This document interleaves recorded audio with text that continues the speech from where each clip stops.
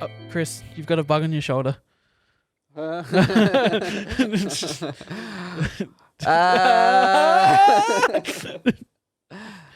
a good time to be saying that. Because the other morning, I got this jumper off the line, and Jake, literally, that happened. Oh, really? Jake was like, Christian, don't move. You got a bug? There's a massive spider right here. Oh, gross. Like, And hey, it could be bigger. It could have been bigger, much like the fantastic new movie on Netflix. Love and Monsters. It's not Love and Other Monsters. You just said you weren't going to call it Love and Other Monsters. And I call it Love and Other Monsters. Love and Monsters. Yeah, starring Dylan O'Brien. Dylan O'Brien. Maze Runner boy. Maze Runner boy. Don't think he's been in much else. He was in a movie called Deepwater Horizon. It's like about Mark Wahlberg's about an oil rig what's that he in explodes. that? He's a minor character. Yeah, I think he's like high secondary character. Okay. Well, he's main in this. He's main, yeah. We like him. We like him. We like Dylan O'Brien. We like Dylan O'Brien. I've always liked Dylan O'Brien. I've never actually seen him be amazing in anything, but I've always kind of just liked him. I just found him very likable, and like even his middle level performances, like in Maze Runner, I still found him a very likable lead in Maze Runner. Yeah, I think, same. Like Maze Runner was air, but he was pretty good. I like that first Maze Runner until they get to the end. Yeah, we don't talk about the other Maze Runners. Yeah, we don't talk about the other ones. Are we talking about Maze Runner? Or are we talking about Love and we're talking about Monsters? Love and Monsters, and there's only one probably other recognizable actor in it, and it's the guy from Walking Dead. Yeah, it's Michael Rooker. And he's brilliant, but we'll get to him. We like so Love and Monsters. It does have the classic intro of exposition.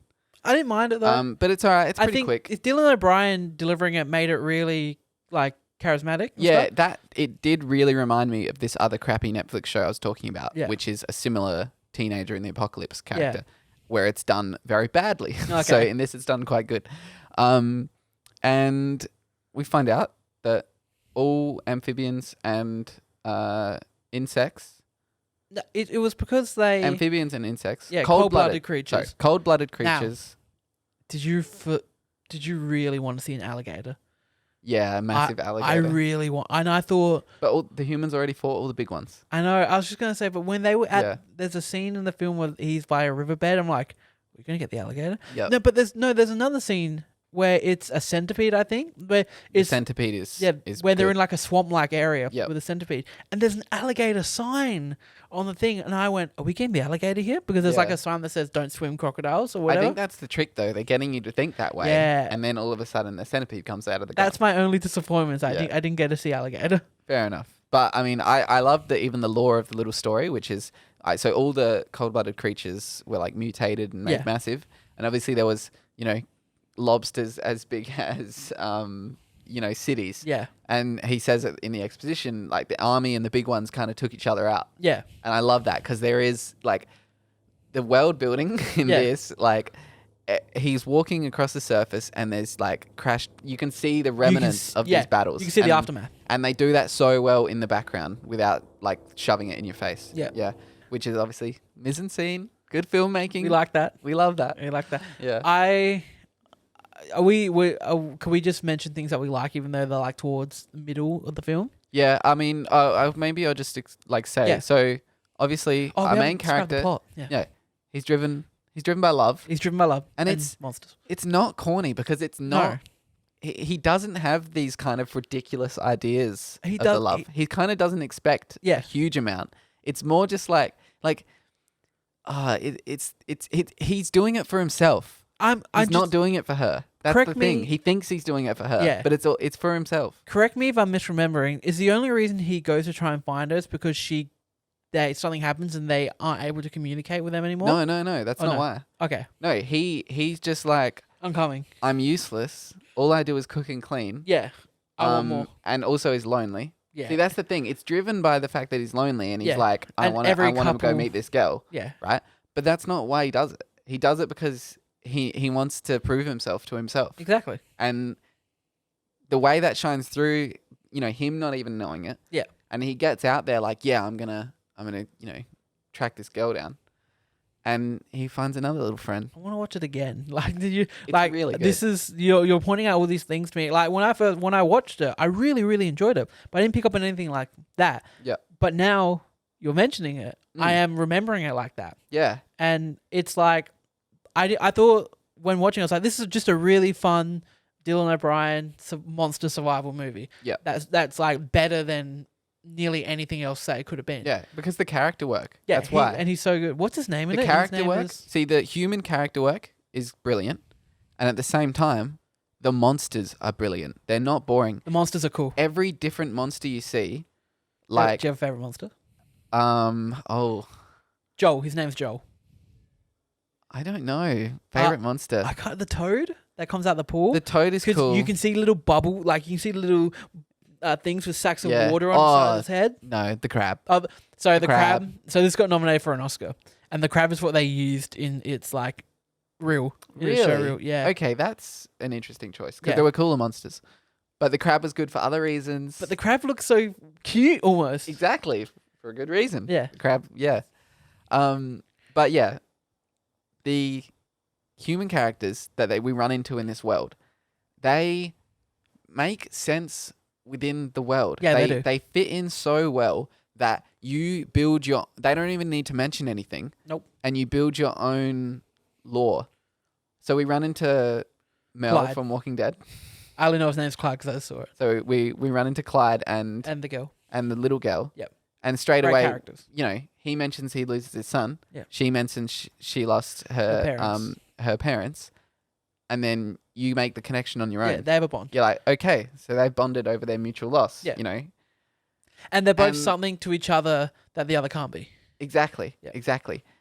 And obviously our main character, thrusting himself into this world that he doesn't understand, they're going to teach him about all the monsters. Yeah, I love this portion of the film where they're kind of like teaching him. It's a bit of a Zombieland rules. Yeah, but it's... a chungler, you do this. Yeah. A thingo, you do this. You know what? But even when watching it, that's the only time I really like. Just you mentioning that, I was like, yeah, it is a bit like Zombieland, but I didn't feel like that at any point throughout watching the film. That's the first time maybe I made that realization when you just said it then. Yep. So like nothing of the film feels derivative of anything that comes before of it. I just loved the like these people that have been out in the world. Yeah. I love that they've got their rules. Yeah. Like for survival. Yeah. And that's what they pass on to him. Only one. Yeah. Only one. Oh, there's one very important one. Yeah. Yeah. Yeah. Yeah. Not both. Not both. Yeah.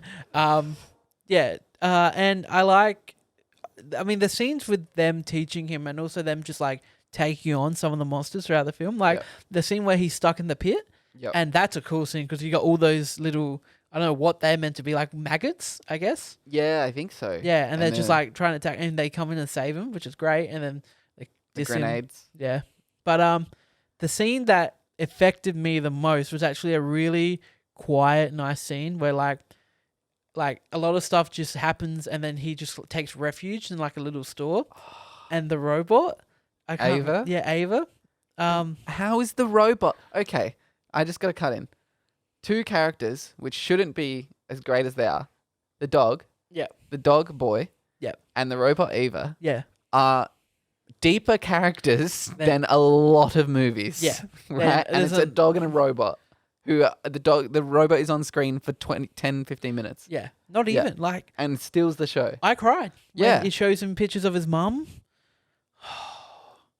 That's so, and then they start playing. She's so informative. Do they start playing Stand By Me? They start playing something. She plays something, and then it gets cut out. But like, and she apologizes because she's running out of power. Yeah, like she's such a warming presence. It's to him. such a nice moment, and he's always known about the robots as well. Yeah, like the fact that like when you mention world building, it's the fact that they had these robots that now don't exist, and he uses one as a battery in the other base. No, he uses one as target practice, doesn't he? Yeah. Sorry, the new one offers him some battery. Yeah, the new one offers to charge his radio to talk to her, which already then it's just like you're giving up what moments you have left of being Alan. I know it's a robot, but like she's giving up what moments she has left alive so that he can go talk to this girl. It's like this really genuine moment where we're seeing the stories of the old world, and obviously we see the robot, and it's like that's some like bloody capitalist thing. It's probably and then he actually meets one, and it's like just really nice. It's really like kind. I that moment in the film,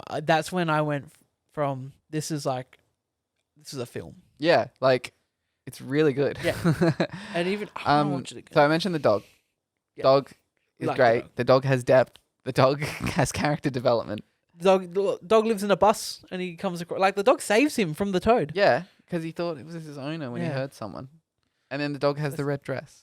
Yeah, and then the dog takes the red dress with him throughout the film. I hope if you're listening, you've seen the movie. Yeah, because we're not doing a great job of explaining it, but you will understand what I mean. everything we're talking about. Yeah. You mentioned a moment off camera before, which you called the I Am Legend moment. Oh, okay, so let me just rewind a little bit. I'm going to explain the bits you missed. Sorry. Maybe you didn't. I'm jumping to and fro. All right. So, Joel, this is how you develop a character, okay? Yeah.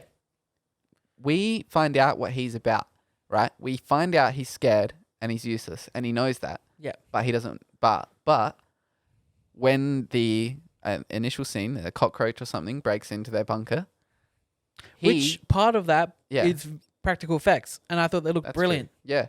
Yeah. So obviously the cockroach breaks into bunker. He straight away, I'm helping. Yeah.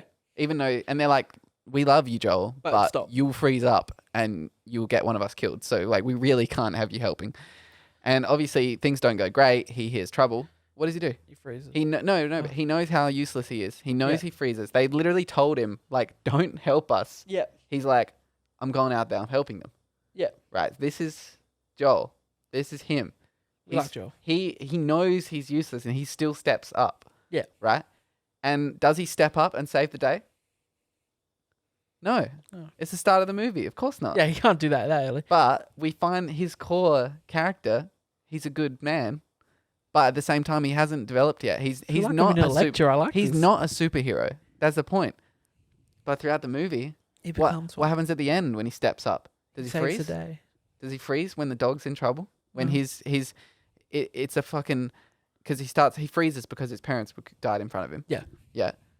And then his loved one, his only thing he has, the dog, boy, is in the same situation, about to get killed, and he's frozen, just like at the start. Yeah. What happens this time? He doesn't freeze. And, it's because of all he's been through. So, right? And this time, the dog is carrying, and the dog is so scared, and he's like, not this time.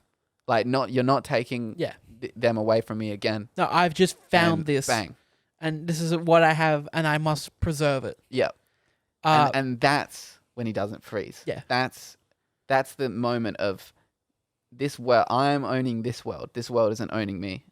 And it's all there. Dude, this movie doesn't seem like it runs that deep, but it runs deep. The characters. This is a film where I heard about it coming out, and I had I could have watched it months and months and months ago, but I just never did. Yeah. And then as soon as it hit Netflix, I went, I'm doing this now. We're going to watch it. And then you message, as I put it on to go watch it, you're like, has anyone watched Love and Other Monsters? And I'm just like, I'm watching it now. And so right after this scene, when he saves the dog, it's all happy days. Yeah. And then we get into some much heavier danger straight away. Oh, yeah. And now, did you... Sorry, if I'm jumping to the end, are we near the end of the film? Yeah, kind of, yeah. Did you find that we didn't need Captain Australian Man? I liked him. Did you? Okay. I liked him as a dickhead. He was a perfect dickhead. Yeah, he was perfect. Apparently, all Australians make dickheads.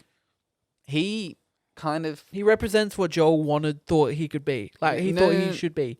No. He represents just Joel's like just common anxiety that there's some cool guy that's meeting the chick before he gets there. Yeah. And then he gets there and there's this cool guy. Yeah. He's like, yeah, I'm a captain. I'm going to save the day. And straight away he thinks that she likes him and he's like, no. And it just represents this like teenage anxiety, like, there's some fucking sunglass smoking guy that's going to be cool and she's going to like him. I saw it more as this is what Joel originally at the beginning of the film, this was his definition of what he should be, what a man should be. Okay. What he should step up should be. And then him coming in at the end, and you're right, where he immediately thought he's going to take her away from me. Yeah. I thought that Joel initially went out to go, when he goes on this trip, you said it perfectly, he doesn't intend to go out to find himself, but along the way he does. Yeah, exactly. He's doing it for her. Like, I want to go to her. But it's all about him stepping up and doing something. At the beginning of the film, I want to go to her. Joel at the beginning of the film would trade in everything he had to become more like this guy at the end. Well, Joel at the end of the film goes, no, I'm better than him. Well, at the end of the film, he can see that this guy's just this empty, Yeah, like, he's an arsehole. he's just being cool. Yeah. I also really loved that this film took a super realistic approach for they haven't been together for 15 years. Yeah, it's a bit awkward. Yeah. Yeah. But also, she just doesn't want to jump into a relationship again. Oh, of course not. She's just like, oh, well, I don't really know you, but like, yeah, you're a nice guy. And, like, I and felt it's been bad. nice talking to you. I felt bad for Joel. I was like, oh, he went all this way and she doesn't want that. But I never had animosity towards her. No. Because I went, I can see where she's coming from. No, he understands. Yeah. Because he's like, all right, well, I'm sure he planned to kind of just hang out for a bit, you know. Yeah. It's just the fact that the Australian guy's there is the problem, And mainly. And another part that I loved is that when he gets on the phone to his old base, and they all just like, Joel, are you okay? Like, and he just goes, for a bit of him, you go, I'm really happy I took this journey. Like, I shouldn't have left them. Yeah, he realizes that he loves them. Like, them, he may be that he felt like he was alone just because he was the only one not in a part of couple, but he wasn't alone. But he also felt alone because he wasn't living up to his inner champion. Because he was a champion. That's what I was trying to say. But he didn't have it. He didn't have the experience. Or he didn't have the confidence. No, he didn't have. Yeah, like loving monsters. Loving monsters. We love monsters. We love loving monsters. I think I rewound to get to that bit and then talk about it. So the dog bit. Oh. So it's after he triumphs over his freezing thing. Yeah. Everything's all happy, and then he's taken in the dog, and now he's really protecting the dog. Yep. And then we have the worm coming up, and we have the I Am Legend. Worm is right here. Yeah. He's carrying with the dog, and he's just holding the dog's mouth shut so it doesn't bark. Tension. Tension. Oh, I love that dog. I love him. Yeah, the dog's great. And then they're safe. And then what does the dog do? Oh shit, I forgot. All right. Well, so they're safe. Yeah. They hid. He's right here, right? And then the bloody red dress fell out. Oh, yes. When they jumped over, and the red dress is floating away, and he's like, "No, boy. Yeah. No." The dog's like, "That's my owner. It's a dog. It's the only thing I have left of my owner." And the dog actually portrays him. Yeah. In that moment, because just going for the dress, almost getting him killed, but then the grenade. You knew when he got that grenade, you were like, "This is gonna be cool." When he Another thing, what has the director plastered throughout the movie? The director has been buttering us up for the grenade to explode. Yeah. The entire movie since the first grenade. We've been expecting it, and we've been wanting it. Yeah, because every time the grenade's mentioned, they mention about 5 seconds. Yeah. Not 3, not 6. Not 6. Yeah, whatever it is. So we're anticipating this grenade going off. And then when it gives it to us, it's great. It rewards us. We feel good. If I remember, does he start counting, then loses count, and goes, "Fuck," and throws it anyway? Of course, because And when he throws that perfect moment, and the CGI there is beautiful. And he lands in the river, and he just gets all the leeches on him. Yeah, that is gross. I hate anytime there's a leech in a film. And see, that's the thing as well. Every time we're shown like this massive danger, like the really dangerous maggot thing, and then like we're free from that, and then we're just thrown into this back into the environmental danger, where it's like, oh, literally this entire world is hostile to me. Yeah. Yeah. And the dog. Yeah. And then he hallucinates. It gets really high. Oh yeah. Yeah. Oh, that's nice. I'm watching Love and Other Monsters tonight. But so Love and Monsters, Alex. I don't know. Should we'll move totally to the end, I guess. Yeah, absolutely. We talked about how good Merle was. Yeah, we like Merle. Yeah, we like Merle. And the girl, they had a great moment, and when the little girl doesn't want him to go. No. Again, those two characters, how you create your own lore for them because they're playing themselves so well. Like they create this presence straight away. And the dog has a relationship with the little girl too. Yeah, and even the dog. Yeah. Just every character has presence. The robot, the dog, like we said. Yeah. And the monsters all have individual character. And the love's got character. When there's another monster, it's a completely new threat. It's a completely new challenge. There's a new way. It's a completely new visual for us. Yeah, and it's like the way that he dealt with the last monster, he can't deal with this one in the same way he did the other one. No. It's a whole new challenge for him to overcome. Yeah, and then also throughout the book, then we get him right in the book. Yeah. And he gives a book to her at the end, and he starts his own new book with his... Because he leads his own group now that they go... There's people surviving on top. Guys, we can get out on top. We can survive. Yeah. There's a whole world out there that we can go live in. Yeah, if Joel can do it, yeah, everyone can do it. Exactly. Yeah. Yeah. And so the end. The end. So we arrive with the girl, and it's like, whoa, hey, oh, obviously they literally had a fling over a few months, maybe. Yeah. When they were kids. Yeah. Now it's 7 years later. They're in their mid-20s. They're a lot more adult. Yep. And they're like, oh, hey. She's leading a. Yeah, she leads like an old group of old people. Yeah. She has to be. She's have quite time. responsible. Yeah, she doesn't have time for what she probably conceives as an immature relationship based on her, like what happened before, because she has to lead these people. Like I wouldn't say loves, but she admires Joel. Like, Joel's this great like kid, but he's a kid. That's the thing. There's love there. When he arrives though, he's still just a young kid fighting for love, you know. Yeah. But because he has found himself, that's what she obviously starts to see straight away because he's awesome. Like, but at this point, he is established, you know. Yeah, even though she doesn't embrace him the way that he was hoping to, I never felt like there wasn't love there. There was love there. That's the thing. It isn't like or it isn't like cringe either. No, it's kind of like he didn't know what he didn't know what to expect. Yeah. He didn't necessarily think they were just gonna get together. He never says that. Like, he was just like, she's the only, you know. She loves him. She accepts him. Yeah. He never thought that she was just gonna jump on his dick. Yeah, absolutely. No. But he knew he would have to work. He knew that he would have, like, if they were going to be together, which, you know, I never felt like he came in going, we're going to be together. What, like, no. Are you kidding me? You don't love me? I've come all this way for you? Yeah. Like, nothing, there's no animosity from him towards her either. No. With us, which is, I'm so happy. It just feels natural. It's just like, well, yeah, I didn't know what I expected. Like, hey, I kind of don't. And he even apologized. I'm sorry that I didn't warn you I was coming. Yeah, exactly. But he's just like, I had to do it. And she can't understand. She's like, and she appreciates it. Yeah. She appreciates the gesture, but obviously a lot's going on because her world's just been turned upside down when he's arriving as well. This kind of also works to ease this tension. Yeah. Because when he arrives to meet her, they have a lot to talk about. It's not just, okay, you're here and I'm going to come and live with you now. Yeah. She's just been approached by this new crew who want to take her away. So when he gets there, there's no established social anything that he's breaking. So when he gets there, there's not this, oh, you're here, I kind of aren't ready to love you.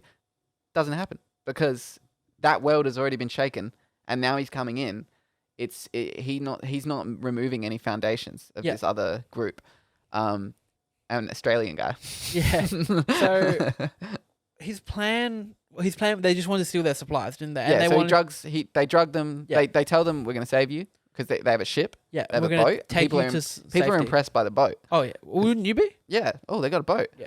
And he's like, we're going to save you. Of course, they obviously have done this more than once. Yeah. They try and drug the people and then just steal their supplies. Yeah. And what did they want to use? Like, because a big motivator for them too was that what do they need to fuel so that the crab would make the boat go? The crab they needed something to fuel the crab. Yeah, did they just, they were electrifying the they were, crab. Yeah. But I think it was just like. I'm misremembering maybe. Yeah, I can't remember. The crab was bad. Yeah, the crab was bad. But only because he was getting. Yeah, see, that's the other thing. Obviously, you've seen the movie. You've seen the movie. Come on. All right. You did not. Let me just add another layer to this. There's fucking depth to the monsters. There's good and bad monsters. There's good and bad monsters. And the eyes. It's in the eyes. It's in the eyes. That's why I said before the crab looked cute because it's a nice crab. Because it is a nice crab. So that's the thing. And the callback, we reward the audience for remembering the snail, who's great. We love the snail. We love the snail. Yeah. Because we literally, the ending scene is getting into the action and okay, she's firing a hand cannon. Yeah. And this is all a bit silly now. You know, obviously we do see straight away because Joel is like, okay, we're getting this done. She is also like, okay, we're getting this done. Yeah. And we see these two are actually... they work together well. Yeah. You know, she's quite a ambitious young kind of go-getter. Yeah. And so is he now. Yeah. Like, they're both these confident leaders. And it's like, those two fit well together. Anyway, and probably the weakest part of the movie is the guy fires a shotgun at her and she like blocks it and then just rams him. And it's just like, he was like double her size. But, yeah, exactly. Yeah. But it's fine because that's her kind of moment that's her first big moment of hers where we kind of see what kind of person everyone she gets is. a big moment. Because when she does that, I was like, oh, okay, like she's a player. Yeah. She's not just sitting down. She's here. And obviously we bring out The crab. The crab. Oh, when that crab comes over the peak. Yep. And you're just like, what? Because you're sitting there like, what is it? I mean, honestly, first of all, it's like I don't know if you're expecting a big shark or something, or an alligator, or I don't know what I was expecting. No one's expecting a crab. And then the crab's a bit comical because it's like it's a fucking crab. Yeah. and it doesn't look that menacing. Yeah. It is menacing, but because it's a big fucking like crab. a lot of the things in this movie, it is just like a cockroach. Yeah. But this crab is coming at him. We have the epic scene where Joel flips the crab over. And then we see that the Australians are using the crab. That's what's driving the ship. They're electrocuting the crab. Yeah, through the chain of the ship. Yeah. The anchor. And then just when this movie is feeling like, it's stereotypical, it's obvious. Yeah, we've turned away from probably the more nuanced and subtle things that the film's going for. Yeah, we've kind of beat the bad guys and it's a bit meh, They had guns. We just overcame them pretty easily. Yeah. But we end up with the hand cannon and it's like, oh, here we go. He's gonna just shoot the crab. Yeah. And he sees the eyes. He shoots. And then we're like, oh, the crab's good. The crab, like there's a whole other layer to this. The crab is only eating them because he thinks he hates humans because they're electrocuting him. And then he shoots the humans that are electrocuting the crab. And the crab likes him. Yeah. The crab's his friend. The crab gets free. Because you can always tell the nice ones. We're looking at the eyes. Yeah. And that's how I can tell you're a nice one, Christian. Yeah. Thank you. I can honestly say that this movie is such a hidden. I think that's how I describe it. It's a hidden gem. It's a hidden gem, but it's really a hidden example of really good filmmaking. Yeah, like the CGI. I think it's a first time filmmaker too. Yeah, look that up. But Michael Matthews. It's brilliant filmmaking. Screenplay by Brian Duffield and Matthew Robinson. But I feel like it's wrapped in a cover of like it's just going to be one of these corny Netflix movies, about a teenager. Well, they have written looking for love. Some of the writers on here have not made great films, but who cares? They made The Insurgent. Okay, I don't know that one. That's the Divergent. Allegiant, okay. Insurgent. I haven't seen. Oh well, hang on. When you've got the guy who wrote Dora and the Lost City of Gold working in your film, which it's gonna be you weren't around with MMT when we did a commentary track for that. Surprisingly good. Really? Yeah. Okay. A lot of fun. But yeah, Love and Monsters is surprisingly brilliant. Oh yeah. It's I feel like there's a really good word to say, like the hidden. It's a hidden like. It's a hidden bug. Yeah, I don't know. Yeah, it's a hidden bug. What would you say a film I don't know. It's a hidden art movie.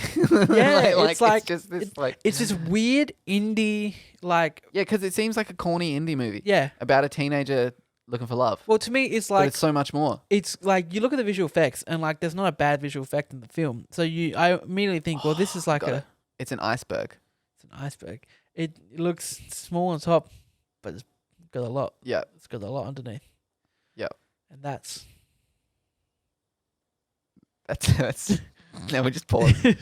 No, sorry, what were you just saying there? No, I was saying that it feels like this this really good indie film inside of a generic Hollywood blockbuster. Yeah, I know. Yeah, that's along the lines of what I'm getting. It's just it's got a passado. Yeah, it's just on top of it. It's just got so much depth. It just looks like it's something completely different. Yeah, and then you watch it. Yeah. I feel like I think Steph would like this. Yeah, and again, it's the characters in the world. Yeah. The environment itself is a character. Okay? Where the environment itself has character. Every background, we see a destroyed city with a dead lobster with a crashed jet. This is the world building. The world's a great character. The dog's better than human characters in most movies. Yeah. Every single monster is a great character. Yeah. That's all I can say. Just everything, even little, like you said, the monsters and the dog, and just down to the side characters, the smallest side characters, all have something there. Yeah. They're not just man. We like it. We like Love and Other Monsters. We like Love and Monsters. Yeah, Love and Monsters. Love and Monsters, and it's a beautiful, beautiful iceberg. It's a bit of a film. Yeah, and we're saying that.